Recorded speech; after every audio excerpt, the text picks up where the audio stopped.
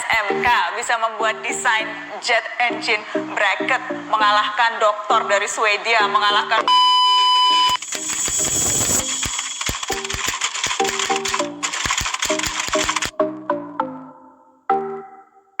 pada kesempatan kali ini saya Andrea Ahmad bersama rekan saya Ari Gusno.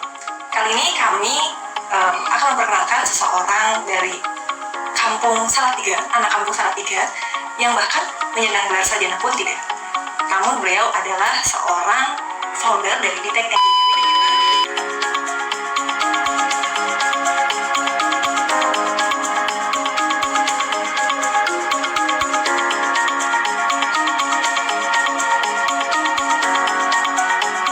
Ini kita Mas Arfian Fuadi. Kenalkan dulu nih teman-teman, kalau Mas Arfian Fuadi adalah founder dari Detect Engineering. Boleh dijelaskan dulu nih Mas Arfian, kalau Detect Engineering itu apa sih, dan boleh diceritakan secara singkat nggak sejarahnya? Konsepnya itu apa sebenarnya? Detect Engineering itu kita sebutnya teknologi company. Jadi kita create teknologi yang bisa bermanfaat gitu bagi masyarakat, bagi manusia kayak gitu. Awal mulai membuat Detect Engineering, awal mulai punya ide untuk membuat Ya usaha ini. Galau aja mas, dulu kan di Indonesia gitu kan, accessibility education gitu kan masih kurang. Jadi ya mau yang S1 gitu kadang susah proof kalau dia engineer gitu kan. Makanya ini lebih susah kan, ya nanti tulus nyoba aja gitu. Maksudnya nyoba bikin teknologi company, walaupun saya kan cuma SMK dulu sekolahnya. Pengen proof gitu, karena saya suka engineering, solving problem gitu kan. Cuman ya itu ya environment teknologi di Indonesia kalau menurut saya environment teknologi gitu, menurut saya pribadi sih masih kurang. Makanya kita pengen proof something, bikin something yang out of the box gitu, biar bisa kadang pengen mengatasi masalah keinferioran orang Indonesia itu. Maksudnya jangan inferior loh gitu. Oh iya. Jadi ya modalnya keras kepala, maksudnya keras kepala kan. Kalau keras kepala nggak mungkin nggak mungkin saya mulai kan kok. Cuman SMK kok bikin teknologi company gitu kan. Tapi dulu mulainya sendirian atau sama rekan? Sama adik dulu. Sama adik. Adiknya sekarang? Adik bikin company sendiri. Kamu sendiri ya? Gimana nih? Boleh ceritain nggak perjalanannya dari mulai kok bisa sih lulusan SMK tapi berani mendirikan perusahaan company engineering ini? Tadinya boleh ceritakan sejarahnya secara singkat yang mungkin dari awal sampai bisa naik sampai sekarang ini, Mas Arfian. Awalnya ya ya itu tadi, kalau tadi harus gimana ya gitu. Nah, kuliah gak punya duit gitu kan. Padahal passionnya di engineering, teknologi, solving problem gitu kan. Terus ya saya pikir-pikir, ya pas dulu sebelum ada kampus kan kayak Da Vinci, Galileo gitu kan, mereka kayak sarjana toh bisa juga kan. Maksudnya bisa solving problem, bermanfaat untuk. Ini berkaca dari mereka. Da Vinci kayak gitu kan, dulu kan nggak ada dia S1, dia sarjana gitu kan. Jadi nggak terpatok dengan studinya apa ya? Ya makanya bisa lah mau foto-foto manusia gitu kan. So saya nyoba berhadiah. Coba peruntungan ya. Malah yang sarjana jadi Bawahnya. partnernya ya, jadi karyawannya ya. Sekarang itu equation-nya gak bisa dipatok.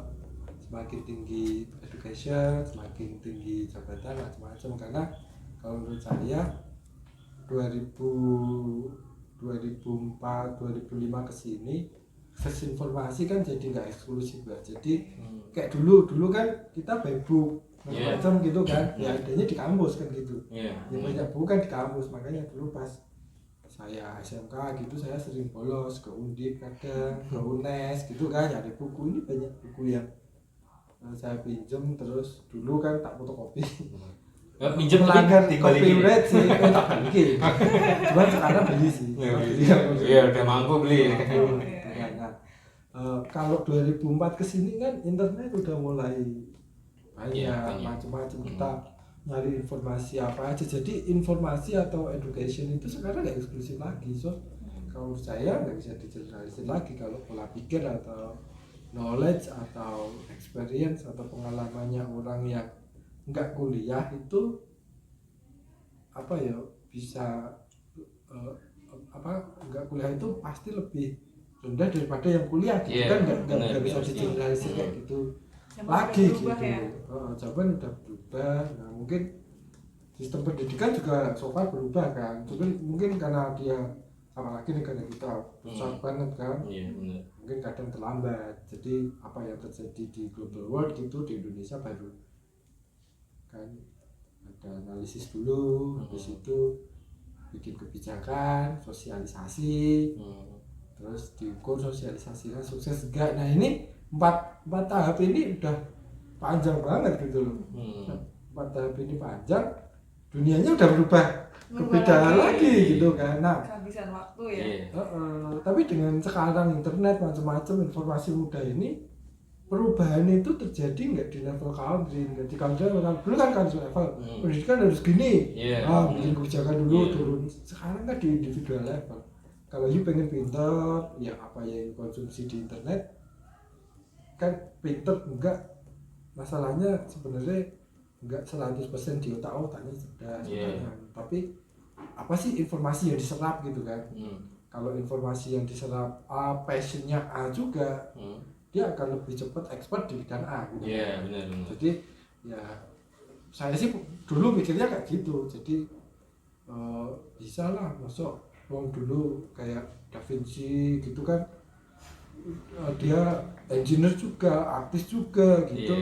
Dulu belum ada kampus saja bisa. Nikola Tesla juga. Nikola Tesla kayaknya kuliah. Yang nggak kuliah itu ini apa?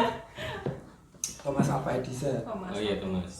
Karena kan gurunya sampai lapor ke ibunya tuh, anak stupid gitu kan. Benar. Gitu kan. Benar. Sampai nggak mau. So sekarang jadi pemilik paten terbanyak di dunia Mas. Benar.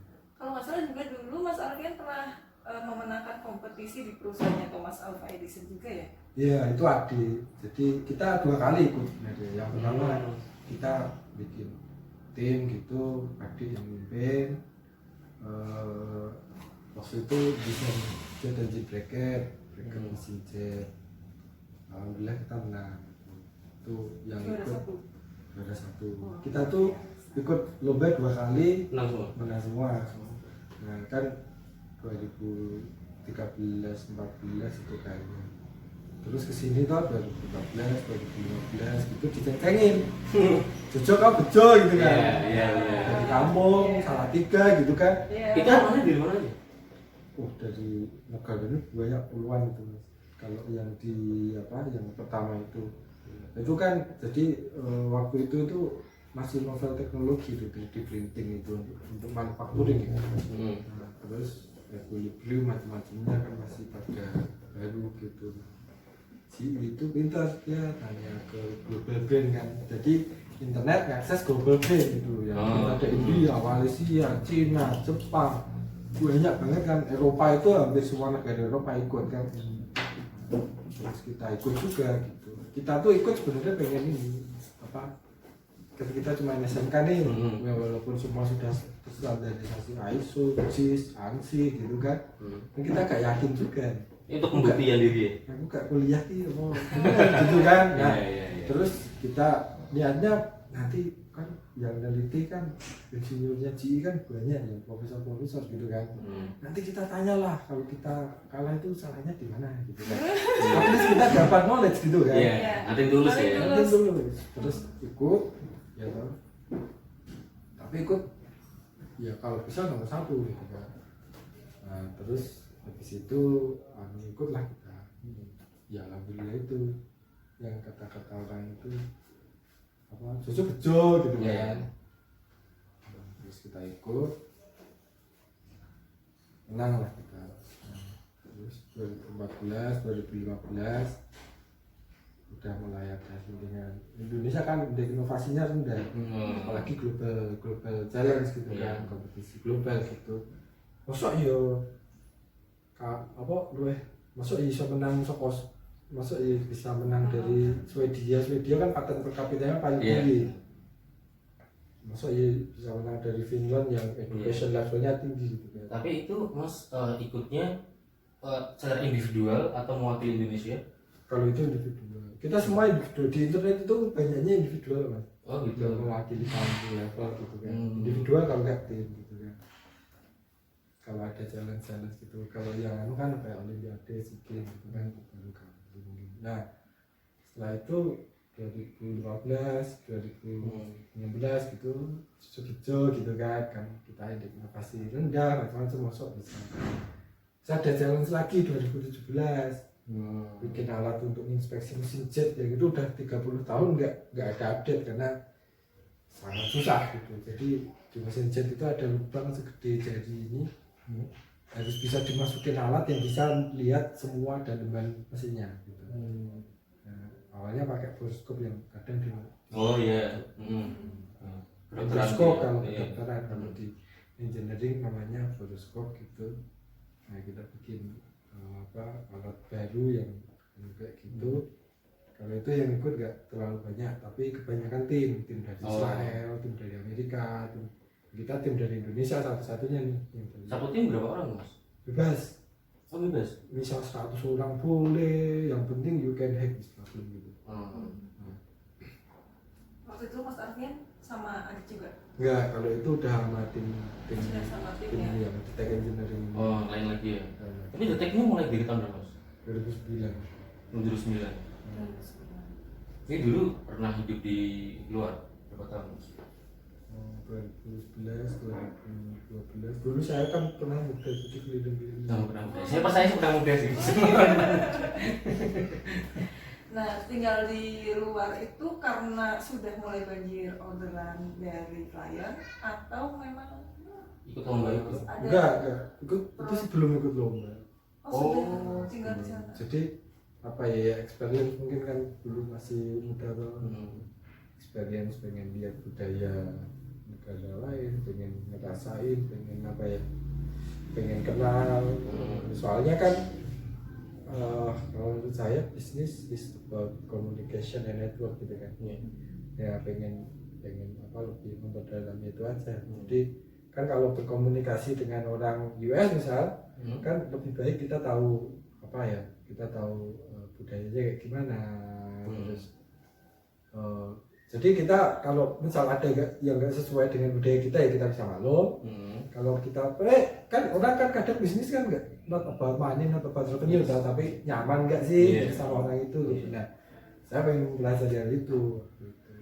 Terus saya mau terus bisa lah kita apa. Berarti kalau sebelumnya berarti memang udah punya cita-cita nih pengen mendirikan perusahaan engineering ini. Kalau kalau nggak lihat udah belajar dulu budaya luar gitu Mas. Ya sebenarnya apa ya, pengen solving problem, bikin something yang bermanfaat gitu sih bottom line-nya. Cuman karena harus bikin company ya bikin gitu. Tapi nggak ada cita-cita bikin company dari dulu nggak ada? Apa ya? Tapi basicnya dulu di sekolah memang engineering. Dulu saya jurusan otomotif itu benerin mobil, benerin motor. Terus tertarik soal engineering sejak sejak lulus sih sebenarnya sebelum lulus sih anu ya apa mosok benerin kok gitu bikin lah gitu kan Semangatnya gawe dhewe. bikin lah gitu bikin yang better gitu kan cuman ya semakin kesini semakin experience semakin ada macam-macam gitu ada yang ternyata nggak sesimpel itu gitu tapi ada juga yang ternyata nggak sekompleks itu. Cara tarik soal yang tadi kan Mas bilang ke luar negeri itu biayanya itu dari mana? Saya tahu kan ke luar negeri itu biayanya nggak mungkin sedikit. Biasanya dibayarin klien dibayarin Udah sponsor ya? Saya biasanya gratisan bonek gitu even dikasih uang saku gitu kan kalau mereka problemnya pengen di solve gitu ya ditanggung semua biasanya jadi dulu sebelum ke luar itu saya kan 2009 gitu itu ikut situs crowdsourcing dulu Mas. Jadi ada orang posting project kan orangnya dari mana-mana gitu kan iya. kadang ada problem yang sangat kompleks gitu kan Jadi Mas segera nyari, sengaja nyari gitu. iya kan yo nak kita model ini to be honest ya dari jasa SMK gitu tiba-tiba datang misal ke BUMN yang mengurusi masalah engineering gitu Pak aku pengen so kasih gak susah kan Bener sih. kalau orang luar kan yuk kan sofi gak gitu Ini cara pikir mental beda ya. sih. Saya pernah ditanyain kamu sekolahnya apa gitu Beda sama orang Indonesia ya. Ya apa ya sebenarnya sama gitu mereka juga kadang education itu penting kadang nanyanya kalau udah jalan macam-macam gitu. Untuk awal-awal nggak penting itu ya. Lu juga high school tau yes masalah tau gitu enggak gitu jadi di awal mungkin ya apa ya mungkin mereka mungkin lebih husnudon dan nggak mengeneralisir mungkin jadi gini apa kalau di kita kan kadang skill dibandingin lulus apalagi untuk anak-anak muda gitu kan dibandingin lulus dengan tingkat pendidikan gitu kan belum tentu nah mungkin orang luar nih kita ambil contoh orang US gitu mungkin experience-nya beda gitu no skill itu nggak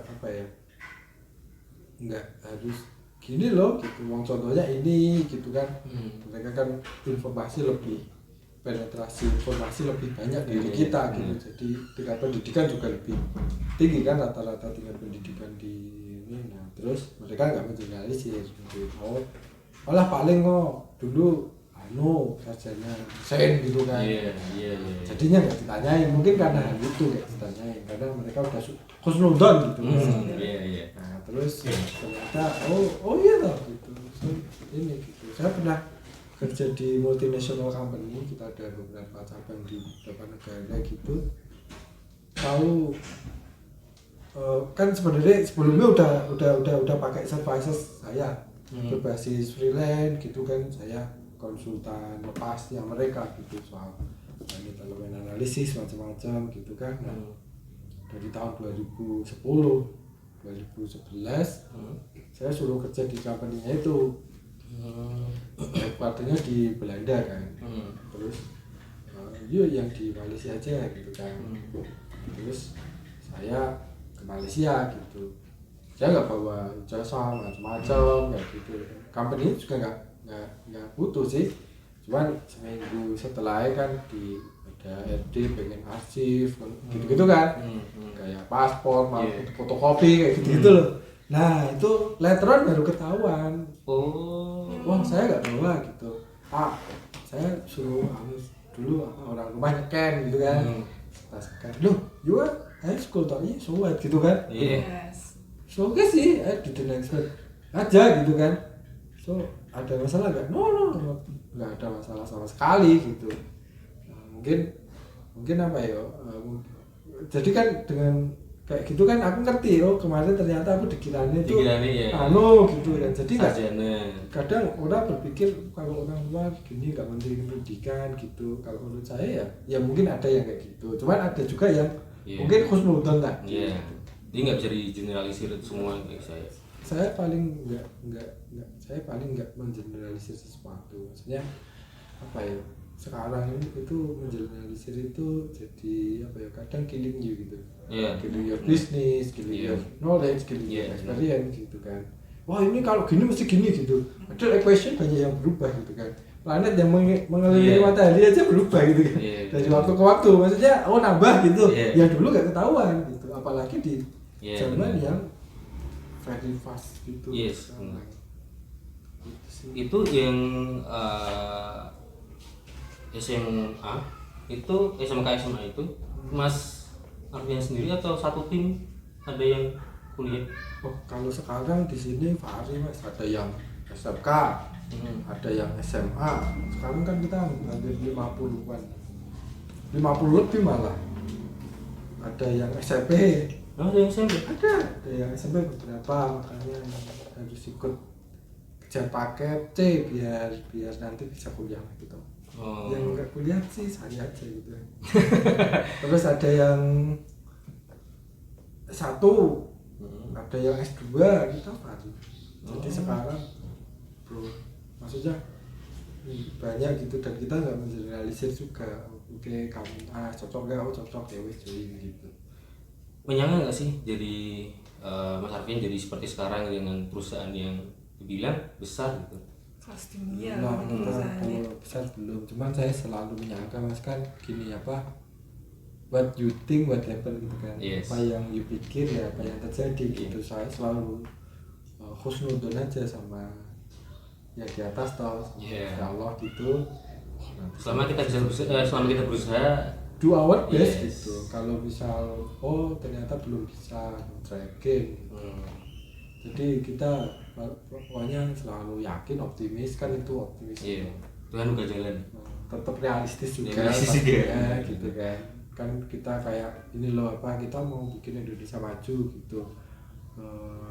Ternyata butuh duit gitu. Iya. So kita coba mengkomersialisasikan mesin, misal jualan macam-macam gitu kan. Jadi tetap realistis juga, dan yang penting konsisten gitu. Kita konsisten ke core kita as always gitu. Tapi memang usaha yang dijalankan ini aja, nggak ada untuk nyabang ke usaha lain. Sebenarnya simplisnya di tech itu solving problem gitu. So kalau kita lihat problem, we think we can solve it gitu, kita ya masuk gitu. Kita coba. Berarti lebih ke desain ya? Kita dulu kan desain toh, sekarang manufacturing ada, bikin software ada, bikin hardware ada, bikin electronic parts ada gitu. Ya yang ada masalah ya kita solve. Kayak ini kita kan udah merdeka sekian puluh tahun gitu.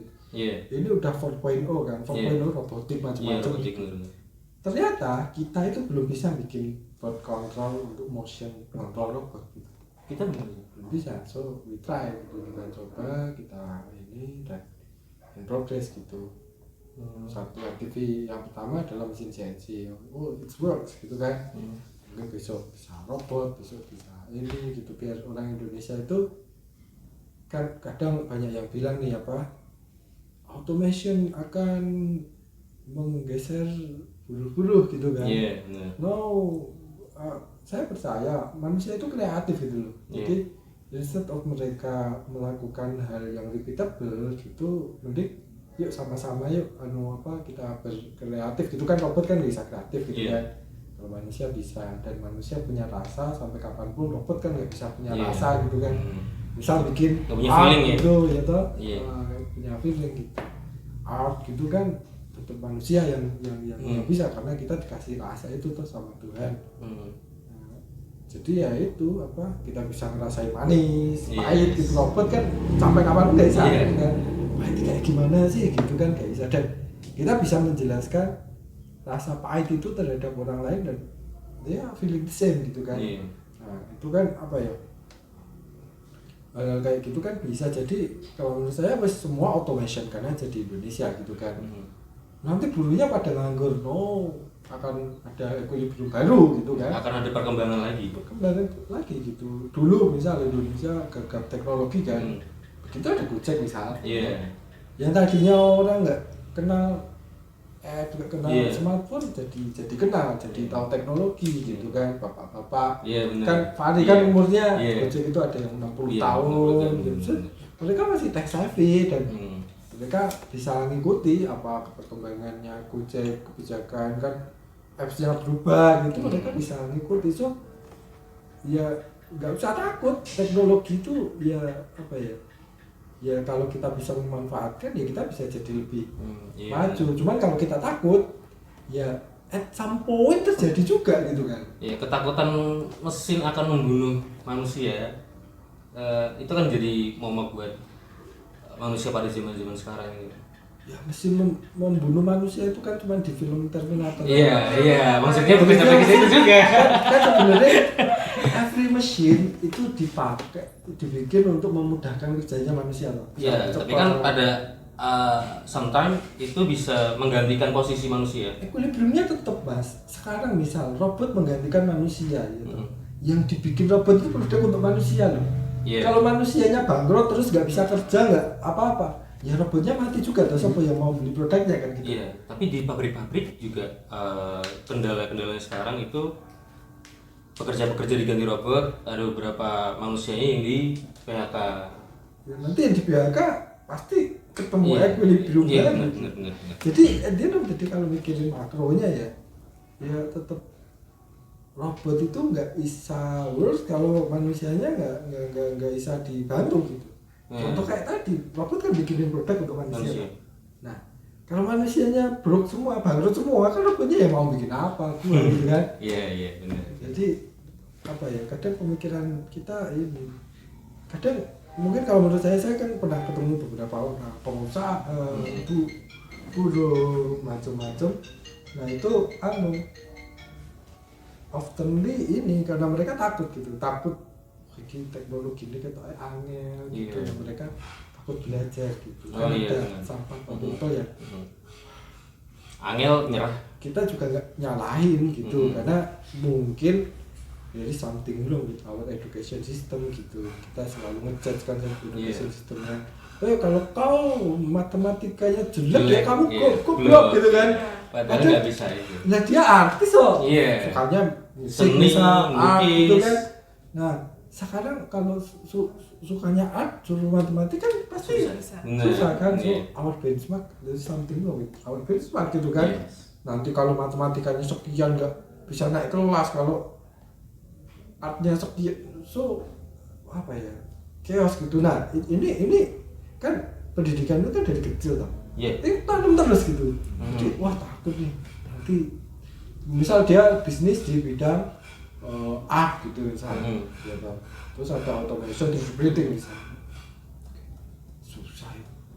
susah gitu kan. Iya. Karena takut nilainya jelek gitu. Jelek. Nah dulu ada ketakutan nilainya jelek, so mereka cenderung untuk avoid, hindari, excuse nanti cari alasan macam-macam gitu kan, sakit sekali gitu. Padahal kalau menurut saya ya nggak make sense, kita yang harus ngikuti. Maksudnya kalau kita nggak ngikuti, misal orang Jerman nih bikin ini gitu, bisa ningkatin efisiensi, ya kita harus ikut kan. Kita harus make more gitu, bikin yang lebih lagi gitu. Soalnya nanti kalau mereka bisa more efisien daripada kita, ya at the end of the day kita beli dari mereka gitu kan. Terus itu udah, so kita harus mencoba berdiri sendiri gitu. Tertarik pertama kalau saya tertarik dengan tech engineering itu tuh waktu saya ngeliat di Mata Najwa. Itu gimana ceritanya bisa sampai diundang sama Mata Najwa? Itu ketemu di Tempo, acaranya Tempo, terus kita diundang. Mas Arfian ini ya Mbak, insya Allah gitu. Ketemu sama Mbak Najwanya? Ketemu di acaranya Tempo kan. Jadi kita tuh awalnya diundang sama Mbak Madiah Amin namanya. Beliau dulu itu CEO-nya direkturnya Tempo Institute. Nah, ada acara kan macam gitu, banyak rangkaian acara gitu, ada dari Gojek, ada dari GE, ada dari Astra macam-macam, ada mahasiswa, ada dari UI, UGM macam-macam gitu. Nah, terus kita juga diundang waktu itu. Terus ketemu ngobrol-ngobrol, nanti ya mas ke sana saya gitu, terus kesempatan ya kita ngobrol gitu. Ini tahun berapa mas? Saya lupa ya, 2018 Pak ya, 2017 Pak ya, saya lupa ya. Ada yang menarik waktu tadi Mas Arfian bahas bahwa sekarang timnya udah 50 orang sampai 60 orang, bahkan ada yang lulusan SMP malah disekolahin sekalian buat disuruh kerja sekolah kerja paket. Kalau kerja paket gratis Mbak, Oh, kerja paket gratis? gratis lah Iya. ya. Bukannya bayar ya kerja paket? Kalau bayar ya, kalau bayar nanti kan gini, jadi di TEK itu mereka bisa bayar kuliahnya pakai Gaji? enggak, pakai overtime gitu misalnya. Oh. Bisa. Jadi kalau yang kuliah ini mereka kan jadi kebetulan alhamdulillah kita kerjasama dengan kampusnya gitu. Jadi waktu praktek itu mereka bikin produk inovatif yang laku dijual. Nah per minggu itu ada 10 jam praktek. 10 jam dibagi 20 berarti per anak 5 jam praktek. Nah 5 jam praktek ini mereka bikin something yang bisa dijual. Nah nanti bayarnya kuliah pakai itu. Tapi bisa ya? Bisa lah, udah jalan lah. Ini perputaran uangnya kenceng ya juga ya? Ya lumayan, alhamdulillah. Awal-awal kita masih hack spare-part motor, variasi gitu. Nanti ya, naik lagi levelnya. Misal ke racing part performance itu kan udah mulai ada hitungannya. Nanti naik ke alat pertanian. Naik lagi ke misal mobil listrik whatever, yang penting naik terus gitu levelnya gitu kan. Jadi kayak gitu. Jadi apa ya, kita masuk kampus tahun ini, jadi nggak cuma anak-anak kita, cuma TEK-nya juga ikut, kita sama-sama bikin apa yang diajarkan gitu. Apa sih namanya? Apa yang diajarkan gitu, apa sih namanya? Training. Kurikulum gitu kita ikut. Jadi kalau kurikulum basic kan ini harus bisa ini harus bisa ini gitu loh. Ya ininya itu kita tetap nggak ngerubah kurikulum yang udah ada. Kisi-kisi yang dari dinas itu nggak kita rubah, tapi kontennya yang kita paskan dengan market gitu. Jadi biar yang diajarkan laku. Nah kalau laku kan anak-anak udah nggak perlu bayar kuliah karena dia udah produktif, dan kita juga pengen ngasah ini ngasah apa ya, intuisi mereka di pasar gitu. Problemnya di Indonesia kan kita kadang kurang entrepreneur, kurang pengusaha kan. Persentase pengusaha kita rendah. Benar. Nah, mana tahu yang dari awal udah kita gesek-gesekin ke situ, nanti persentasenya naik karena oh ternyata gini toh caranya jadi pengusaha, gini toh market, gini toh caranya jual produk, gini toh caranya bikin produk yang laku gitu kan. Jadi langsung real life experience gitu. Misalnya dia kerja kan orientasinya market, mungkin lebih pengertian. Memang ini market lagi susah kok, company ku ya lagi susah ya. Aku gak usah. Misal gini, oh company gini biar tambah maju, berarti gini kan. Sekarang gini apa, company ya have a Facebook gitu. Dia punya 1000 karyawan misalnya. Misal semua karyawannya aware gitu, mereka akan punya 1000 marketing agent yang militan maksudnya kan. Nah tapi so far kan awarenessnya kurang gitu kan. Benar. Padahal kalau mau misal company karyawannya 1000 gitu, setiap seminggu sekali mereka pada aware gitu, oh companyku is ini, kalau saya masih di situ ya I will do the best for the company, saya ambil gajinya gitu kan. Jadi lebih apa ya, lebih pengertian, oh ini lagi masa kayak gini gitu. Nah misal aku kagak izin kayak gimana, jadi merasa memiliki gitu. Nanti yang kalau misal dia kerja pun udah beda kayak Kamen. Kita pengen awarenessnya lah gitu. Itu pasar kayak gini. Pengusaha itu yuk kadang susah loh. Iya kan? Jadi nggak saklek kan? Nggak saklek. Jadi pengusaha itu kadang susah loh. Maksudnya kayak misal saya kan di termasuk yang memimpin lah di TEK ini gitu. Yang lain udah pada pulang gitu, saya belum pulang. I need to fix something gitu, saya harus menyelesaikan suatu masalah gitu ya. Saya nggak tidur gitu. Ini harus segera selesai, soalnya kalau udah selesai tepat waktu dan ada masalah kita bayar gajinya kurang tepat misalnya gitu-gitu kan. So, jadi kadang apa ya, kalau saling mengerti each other gitu, saling mengerti gitu enak gitu. Nah kita pengen ngertinya kan dari dulu kan sekolah kan wes disita jadi operator kan gitu kan.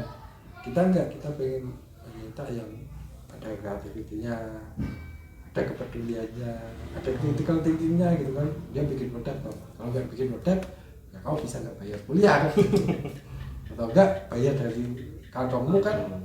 So kalau bayar dari kantongmu kan nanti waduh nanti aku nggak bisa pacaran gitu ya sama muda tuh. So you need to do something gitu. Kita fasilitasi semua fasilitas yang kau butuhkan untuk growth, kau butuhkan untuk berkembang gitu. Misal wah aku pengen nggak bikin mas, butuh riset dana sekian, terus oke, short presentation 5 minutes gitu kan. Oke, kita kasih dana dan enggak, jadi dia bisa bikin apa aja, kita cuma memfasilitasi. Jadi Mas Arvin juga membentuk pengusaha-pengusaha muda. Iya. Hopefully Jadi- minimal time to time organisasi kami kan tambah besar. So we need more talent gitu. Lebih banyak orang untuk jadi pemimpin di Iya benar. ininya masing-masing. Iya. Gitu. So, Jadi bentuk karakter juga ya. gitu sih.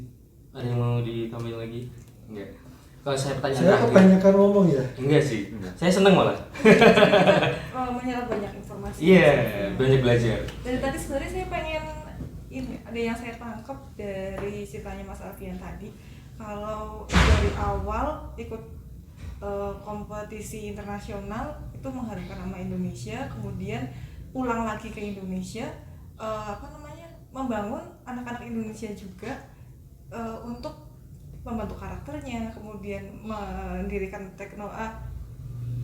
mendirikan perusahaan di tech engineering, terus membentuk karakter anak-anak agar punya output yang berkualitas. Itu sebenarnya ada feedback nggak sih dari Indonesia, dari pemerintah Indonesia buat Mas Alfian? Maksudnya Apa yang udah Indonesia kasih ke Mas Arvin? kasih banyak hal mas. Maksudnya saya kan hidup di Indonesia, KTP saya Indonesia, paspor saya Indonesia, motor government maksudnya. Government jadi gini, kita mikir dengan sudut pandang yang berbeda supaya itu. Saya sering ditanya kayak gitu, government bantu apa, bantu apa gitu kan. Di tag ini kita nggak pernah maksudnya nggak pernah minta, nggak pernah tanya gitu, government bantu apa gitu kan. Kita selalu tanyanya apa kontribusi kita gitu. Indonesia itu negara yang besar loh, kalau cuma dipikir sama government nggak mungkin selesai masalahnya mas. Terus diri kita masing-masing sendiri. Iya, kita mungkin harus dibalik, kita udah bisa ngasih apa sih for Indonesia gitu. Dulu kan kakek nenek kita yang berjuang buat dapat kemerdekaan gitu kan, jelas ngasih jiwa, raga, darah, kadang nyawa gitu kan. So ya kita nuntut boleh, kita karena hak warga negara gitu kan, nuntut koruptor di penjara gitu it's okay gitu. Cuman at least kita juga harus tanya juga ke kitanya gitu, apa sih yang kita kasih untuk negara gitu kan. Terlalu sayang, kita udah hidup dari bayi, menghirup udara yang ada di Indonesia, menikmati matahari yang ada di Indonesia gitu kan. Tapi we never ask gitu, kita nggak pernah tanya apa sih yang udah kita berikan ke negara gitu. Kalau saya yakin kalau semua orang think same gitu, it will be very beautiful country gitu. Kayak gini, saya biasanya ada anak datang gitu, bro, you kalau jalan naik motor bawa helm kenapa gitu? Kalau takut tangkap polisi nilainya minus. Kalau for safety nilainya 0. Nilainya plus manakala they thinking other. Nanti kalau ada saya jalan nih mas, tahu-tahu saya nyerempet mobil, terus saya kenapa-napa, yang punya mobil ini repot gitu. Iya, Nah itu tanggung terhapus. jawabannya. Nah kita kalau semua orang thinking other gitu, thinking other itu mikirin orang lain gitu, it's beautiful country gitu. Nggak mungkin ada orang yang nyelipnya gini gitu, karena wah nanti yang belakangku nanti kasihan. Nggak mungkin ada orang koruptor karena ini duitnya rakyat. Dan jadi kita pengen membudayakan itu mulai dari start tadi, apa sih yang kita udah lakukan. Mulai dari hari kecil dulu ya. Saya jadi penasaran sebenarnya visi misinya di Tech Engineering ini apa sih? Visinya kita itu rahmatan lil alamin itu kan apa ya, kan saya muslim ya, jadi itu kebetulan aja bahasa Arab gitu. Cuman emang esensi manusia kalau menurut saya ya kita hidup jadi manfaat kan. Kalau kita hidup gak jadi manfaat kan ya sama aja gitu kan. Karena kita udah dikasih akal, kita udah dikasih rasa gitu. Manfaatnya kan rahmatan lil alamin kan menjadi manfaat untuk manusia, bumi, hewan gitu. Jadi kasih sayang bagi sekalian alam ya. Hewan gitu kan. Oh ada hewan yang mau punah gitu, ternyata nggak bisa ini gitu. Terus we eat too much, kita makan terlalu banyak daging itu diproduksi pakai carbon footprint macam-macam. Oke. Nggak usah makan banyak daging. Kita binatang di jadiin pakaian. Everything kayak jangan banyak pakai pupuk kimia kalau everything. Jadi apa ya, really too much problem yang kita create gitu. 100 tahun terakhir kita itu melakukan kerusakan lebih dari 1000 tahun sebelumnya. Gitu kan, ada industrialisasi macam-macam. Jadi masa kita 100 tahun itu bumi itu ternyata eskalasi kerusakannya. Jadi kita cuma tentang 100 tahun, tapi kerusakannya itu lebih parah daripada 1000 tahun sebelumnya gitu. Jadi misal kita tahun 2000 ya, tahun 1000 sampai tahun 2000 sampai 1000 sampai 2000 itu 1000 sampai tahun 1000 sampai tahun 1900-an lah misal. Itu kerusakannya 1% misal bumi. Itu kan ada lahan dibakar, pertanian buat dihuni. Cuma dari 1900 sampai 2000 kita bikin kerusakan jauh lebih parah mungkin 70% gitu kan. Apalagi sekarang makin kesini teknologi gitu. Nah tapi kan ini mungkin udah inflation, balik lagi sekarang orang aware ke green energy, orang aware ke veggies itu makan tanaman. Karena kalau kita makan hewan itu kan diternak itu mereka kan pup jadi karbon. Makanan hewannya kan dibikin di pabrik, karbon juga macam-macam, jadi pup, jadi metan. Jadi ya this kind of stuff lah. Jadi apapun masalah yang kita bisa solve, kita solve gitu. Jadi sejalan ya sama visi misinya tadi ya, rahmatan lil alamin. Itu menarik sekali loh. Iya benar menarik sekali. Mas, untuk saat ini nih ada proyek apa sih yang paling gede di Tech Engineering? Gede semua kita. Enggak, maksudnya penting semua gitu. Gede itu kan mesti duit gitu kan. Penting semua. Kita yang paling recent dan paling seru itu kita bikin mesin CNC namanya. Mesin ini intinya mesin untuk bikin mesin lah. Jadi dia jadi pionirnya 4.0. Kemarin kita riset juga ternyata jumlah mesin per kapita jumlah mesin di suatu negara itu misal di Jerman gitu ya. Jadi negara yang competitiveness index dan inovasi indeksnya tinggi itu mesin CNC-nya banyak. Di Jerman itu kan competitiveness indeksnya kan tinggi. Competitiveness-nya tinggi, jumlah mesin banyak gitu. Di Indonesia kan 100% impor. Impor kan kalau impor itu ada dua, accessibility dan jumlahnya pasti kurang kayak gitu. Makanya kita pengen kita bikin sendiri dan alhamdulillah mulai Agustus kemarin kita udah mulai komersialisasi. Tujuannya UMKM biar UMKM kita itu nggak nggak kalah dengan UMKM Cina gitu, bisa bikin sesuatu yang kompleks, Iya. automation, produktivitas tinggi. Kayak tadi ya, mesin CNC itu yang tadi di SMK Nusantara itu tadi. Ya, Oh, iya. jadi itu mesin CNC bikinan kita. Itu berarti kerjasama ya mas sama SMK Nusantara, mesin CNC-nya. Nah, SMK sama SMK perguruan tingginya itu tuh akademinya itu satu paket, Oh. satu yayasan. Jadi kita kerjasamanya dengan yayasan. Iya. Jadi baik SMK maupun akademinya kita ikutan try to hack gitu. Cuman so far itu tempatnya juga sama itu. Jadi untuk akademi dan SMK ini sama gitu. So karena tempatnya sama, so Kedepannya mungkin setelah yayasan pendidikan mungkin bakalan rumah ke rumah, institusi-institusi biar semua orang jualan ya, produknya di tag. enggak jualan. Misal mungkin nanti ada anak di kampus itu yang bikin mesin pembuat kerupuk, Iya. mesin pembuat roti yang lebih efisien, bisa enak rotinya, Iya. kan sih. Yang bisa bikin mesin pembuat kerupuk paling enak ya tukang yang udah bikin kerupuk puluhan tahun gitu. Iya, benar. Dia kalau bikin mesin nanti semua pengalaman rasa Iya. anunya kan masuk ke mesin itu. Oh ini mesinnya ya iso gawe kerupuk tapi kok gak enak ya gitu Beda kan. rasa Dan manusia. so, jadi kita juga menuntut mahasiswanya untuk berkolaborasi gitu. Yuk kalau pengen bikin mesin kerupuk ya yuk harus bisa diskusi, bisa mengakomodir ahli kerupuk yang udah 40-50 tahun kan ada kerupuk arah kan gitu. Iya.